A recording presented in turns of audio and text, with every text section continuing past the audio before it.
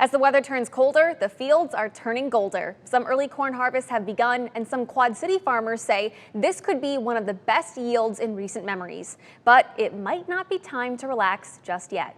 It's part of our Agriculture Impact Stories here on News 8 at 6:30.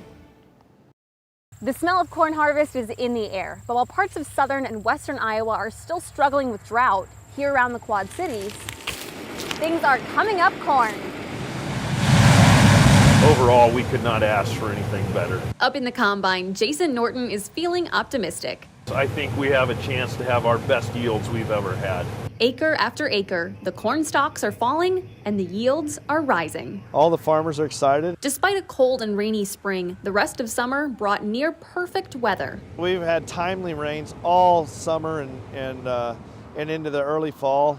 It's just been excellent for growing corn and soybeans both. And now Rob Ewalt has high hopes for harvest. I would say it's every bit as good as it was last year, and last year was an exceptional year for us. Right now, these guys are getting $7 a bushel for their early corn. But good news now might not stick around. As you look at the input costs that are going to skyrocket for next year, they're already high for this year. Everything from fertilizer to seed prices to spare tractor parts is getting more expensive, meaning harvests have to stretch further. A lot of our input costs have gone up 40, 50, 60, 70%. So all that money that's being made this year, we need to save to be able to put a crop in next year. So it's not as great as one would think.